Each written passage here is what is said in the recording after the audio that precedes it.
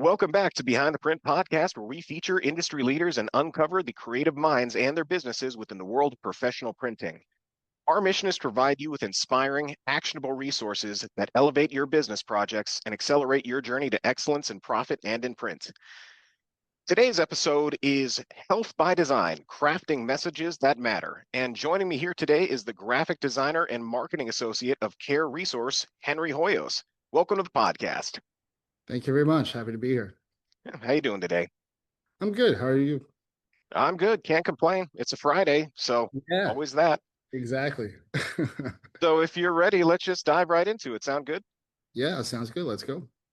So tell me a little bit about yourself and what you do. My name's Henry. I am the graphic designer at Care Resource. We're a community health center, and we specialize in all-in-one services. That's our main thing. So you can come to us for primary medical, pediatrics, dental, and we kind of like to do everything all under one roof, even behavioral health, and take care of the whole patient. So that's our main focus. We take care of anybody that comes in from any walk of life. We're here for them, and we help them with all their health needs. So, yeah. So all in one. Mm-hmm. So who are your typical clients at Care Resource?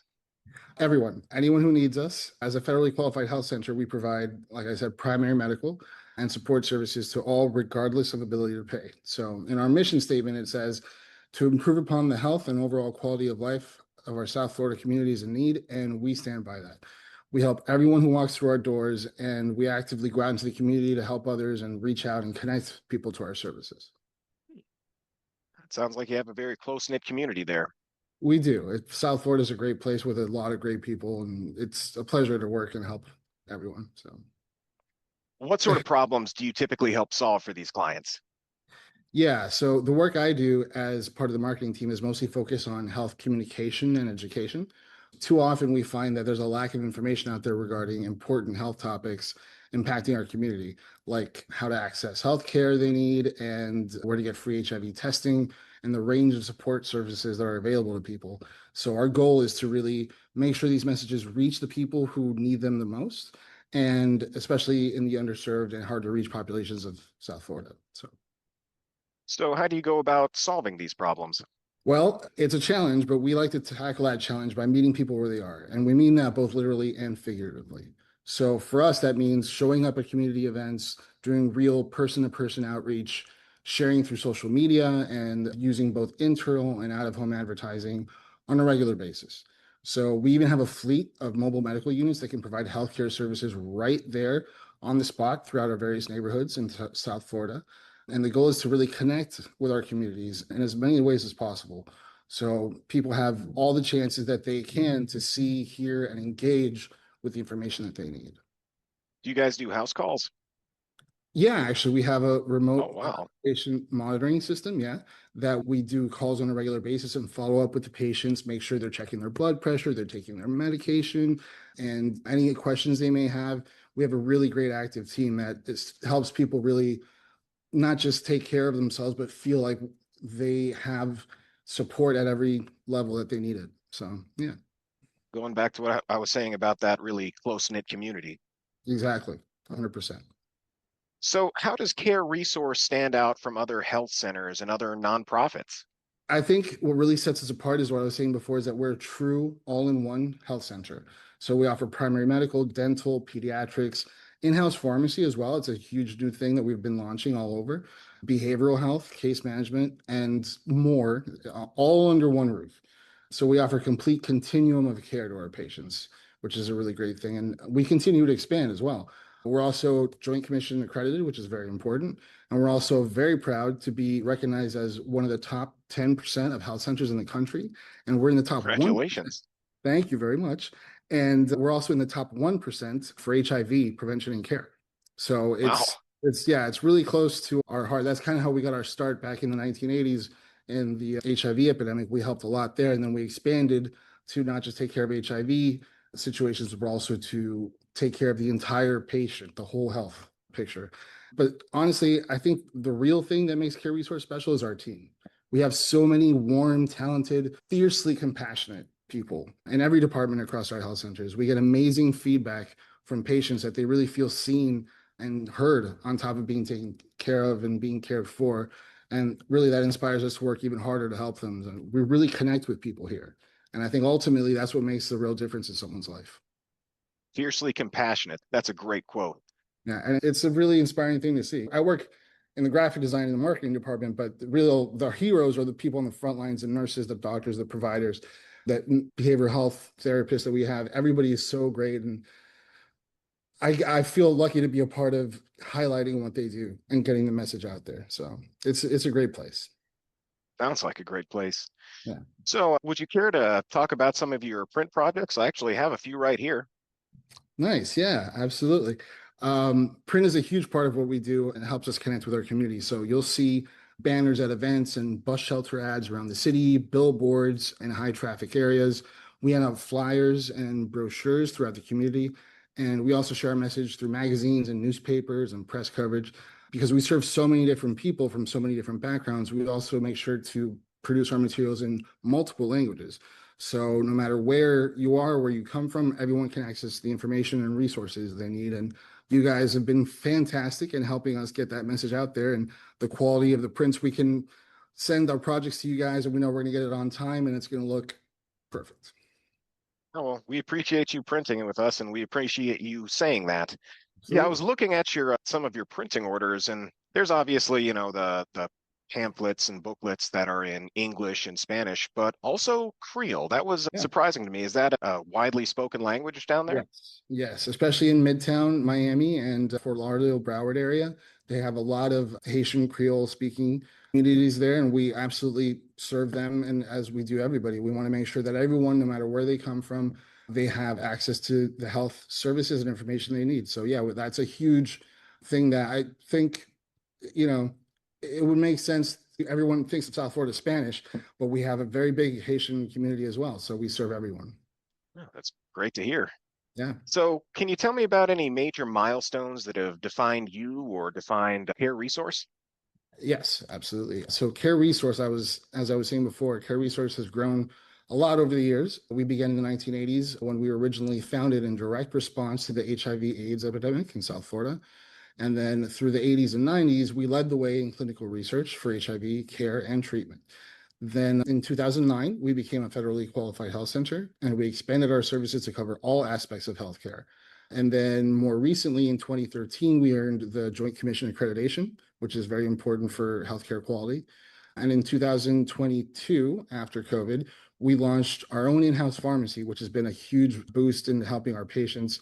And today we have multiple health centers across Miami-Dade and Broward counties, with our most recent opening of our new health center in Little Havana this year. It just opened up. So it's been a long road and we continue to grow.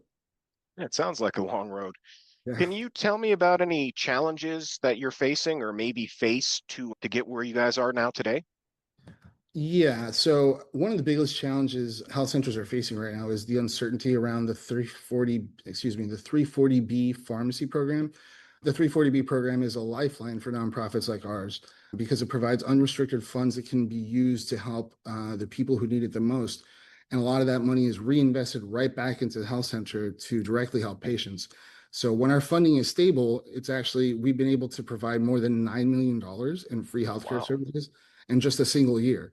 But in order to keep doing that, we have to protect programs like the 340B, and we really need to maintain strong funding sources and keep finding and securing new ones.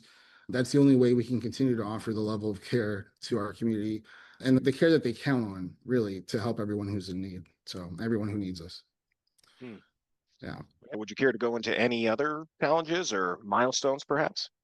Well, I don't know if so. That's our main challenge is finding, steady, secure resources and funding. We have a lot of people that contribute and donate directly to us, and we have a lot of sponsored fundraising events that we do with other community leaders. And so that's always a big challenge and main focus is to make sure that we have the resources available to give the resources to the people who need them. But then in terms of milestones, we are planning on in the near future opening up a exclusively behavioral health center to treat just behavioral health in the Broward area and different plans we have for opening more pharmacy locations and things like that. A lot of it is still, in work in progress, but we always have our eye on, making sure that our resources are stable and steady and strong so we can help those who need us, and then also expanding to offer bigger, better solutions and more care to everyone who needs it.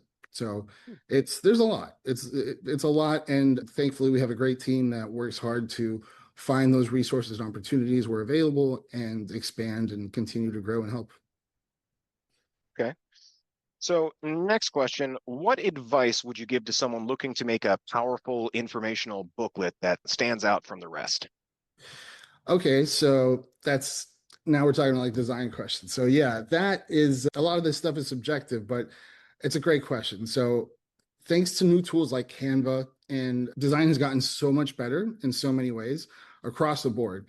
So that's a really good thing. So at the same time that there's so many people creating so much stuff, there's also a lot of noise out there. So to stand out from my perspective, I think the thing that I've found that always is a good way of kind of cutting through that noise is simplicity, right? So what's the simplest way to say what you need to say? And then you can always add to something and build it up and make it more complex and more intricate. But if you can find a way to get your message across, your core message in the simplest form, one word, one image, a specific bold color, if you can say it in as few words as possible, that can make someone stop and listen, and to say it as simply as possible. And yeah, usually it tends to stay with people. The simpler the message, the more, you know, straight to the core, that can make somebody connect with it. It'll stay with them, and it stands out amongst the sea of other constant visual stimuli. So that's where I think everyone should start for a good design. And then from there, like I said, you can always build on it, but what's your core message and what's the simplest form of saying that? And going back to what you were saying about the noise, I'd also be willing to bet there's an awful lot of technical language in there or medical language in there that just your average Joe just doesn't understand. Sure. And that's sometimes can be a challenge to whittle that stuff down and get the core key points across. But especially when we got to do it in three languages. I can imagine. Yeah. But I mean, it's always, again, what's the core service? What's the core message? What is it about this initiative or service that we're providing that is going to help them in their health? If you focus on that, a lot of the technical jargon kind of isn't necessary a lot of the times. It's funny enough. What we do need to have in there is definitely like the procedural, like legal, or if it's a government program that we're helping launch or providing services through, there are certain requirements for like kind of legal. But aside from that, it's mainly what's the aspect of this person's life and health that we're going to help. And once you get that message across, that's the universal language. Then we can translate into any language that we need to, because it's hitting to the heart of the patient of what's going to help them in their life. So it's kind of tricky sometimes depending on what the program is, but we always find a way, and it always goes back to the person. So So, sort of a different question for you here. If you had a day completely free to spend however you'd like, how would you spend it? yeah, well, okay, great. I like that one. I guess it depends on the mood, right? So either I would relax and do nothing or make something new. I love to draw and make things with my hands. So if I was well rested and energized, then I would probably, like, I don't know, spend the entire building a spaceship in the garage. Make a mess and I'll be a happy man. If it was a rough week and I needed a rest, I'd order a pizza and ice cream and draw the shades and watch movies and mystery stories all day while doing absolutely nothing. And or travel the world and discover history and cultures through food, and it all depends on the day, really, I guess. It's a good question. Yeah, that sounds like a good day. Sometimes it's just you just need a day to settle in, put on some Netflix and just Exactly. Yeah. chill. Yeah. But again, like if it was a good week and things are good and it's not too overworked, I don't know, my brain often goes back to Spaceship Earth and Disney World, which a lot of people think, oh, that's the ride that you rest on, but because like you sit in the thing and it takes you through the big globe at Epcot. But even though it's maybe boring to some people, I love it. And then it talks about our history and where we came from and how all the technology evolves. And then it asks you questions about your future and the kind of world and future you would like to live in. And there's a question about choosing the kind of lifestyle you want, and it says leisure activity. And I love that word. It's like I can almost hear Walt saying it himself. like leisure activity speaks to my soul. So if I had all the time and resources to do anything, I'd probably make stuff and travel the world discovering food and culture and making new stuff. So yeah. Well, one last question for you. What's the best way for our listeners to get in touch with you, to collaborate on a Yeah. project, make a donation? How do we get in touch? Absolutely. Great question. So they can visit our website at careresource.org, or they can find us on Facebook and Instagram and connect with us and learn more about who we are and what we do. And if anyone is interested in volunteering, they can find more information about how on our website. So we're on all the socials, all the platforms, the major platforms out there. And yeah, anybody who has any questions or would like to learn more, they can reach out by any of those means. All right. Well, did you have any questions for me? Yeah, actually, what you guys obviously are a large commercial print business. Are you guys, how many countries are you in? I'm curious. To my knowledge, countries, I think we have done some international orders, but it's really just one facility. We're based in Montana, Nice. but it's really just the one facility, but I do believe we have done some international shipments. Nice. Because, yeah, I was going to say, like, we're here in South Florida, in Miami, and you guys, every time we order from you, it's the stuff gets here so quick. And it's always like well packaged and organized, and you can easily. I mean, we have health centers through South Florida and Broward counties, and we can just you make it so easy, and it gets here so quick, and it always looks good. So, I'm very impressed with your guys' work, and I'm very grateful to be partnered with you. So, thank you Oh, guys for all the great work you do. absolutely. Yeah, Yeah, thank you for joining us. And again, thank you for saying that and printing with us. It's a pleasure. same, mutual. Well, I'd say that's a wrap on another episode of Behind the Print. Thank you for joining us, and thank you to our listeners as we explore the artistry and innovation of the printing world. Remember, using tools like print can help your brand stand out from the crowd. If you enjoyed today's episode, be sure to get your sample pack today from printingcenterusa.com and share it with your fellow business enthusiasts. Until next time, keep those creative sparks flying, and remember, there's always more to discover behind the print.